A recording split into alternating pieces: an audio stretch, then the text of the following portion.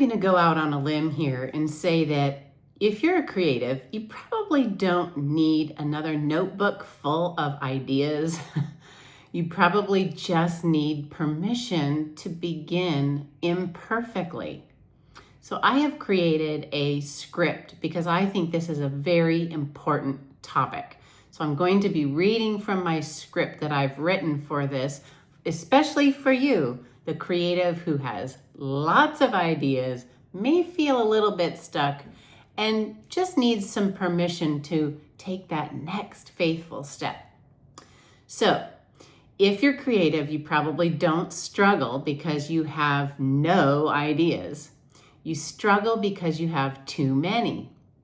You have ideas for businesses, art projects, ministries, books, classes, videos, ways to help people, dreams for the future, and every idea carries beautiful possibilities. But after a while, all those possibilities can begin to feel a little heavy instead of exciting. Creative people often live in what I call possibility mode. Instead of seeing one path, you naturally see 10. For example, maybe you think, I could start a YouTube channel, or I could create devotionals. Maybe I should paint and sell my originals, or teach classes, or create journals, or maybe God wants me to write a book. And before you've taken one step, your mind has already explored 20 different directions and 100 possible outcomes. Or maybe you sit down to paint a simple flower, and suddenly your mind starts saying, what if this could become a series of flowers? What if I used mixed media? What if I turn it into prints that I could sell? What if people don't like it? What if I should just wait until I'm better at this? Creative minds are wonderful because they see connections and possibilities that others miss. But sometimes that same gift that helps us imagine beautiful things can make us feel frozen. I can relate. Here's something I've noticed. Possibilities can feel safer than taking action. Because as long as something just stays in our imagination, it stays protected. Ideas sitting in a notebook can't fail. The painting still in your mind is perfect. The business that hasn't been started yet can't be rejected.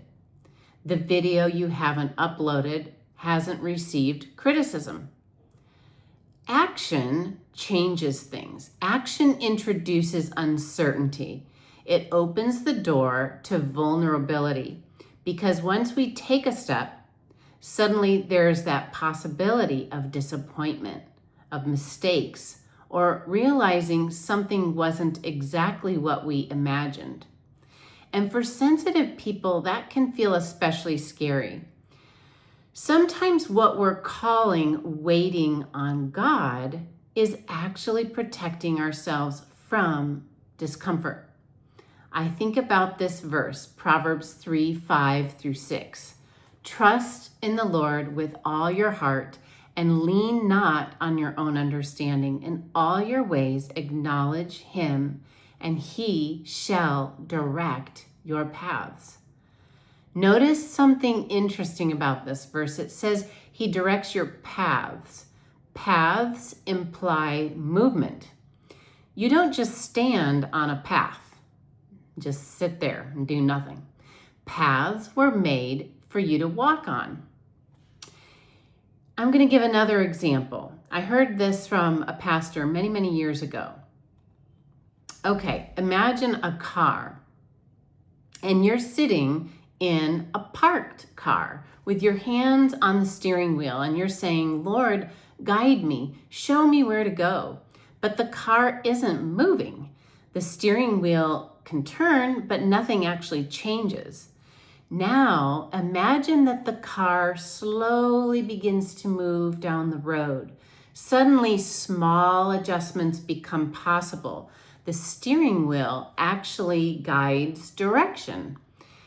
I wonder if sometimes we're waiting for God to show us the entire map when God is saying, just take this one step that you already know to take, and then I'll help you from there. God can redirect us. He can close doors. He can open unexpected ones. He can teach us through what didn't work. Sometimes we discover our direction while we're moving. I want to add something important here because movement doesn't always mean immediate results. Sometimes we take a faithful step and then nothing seems to really happen.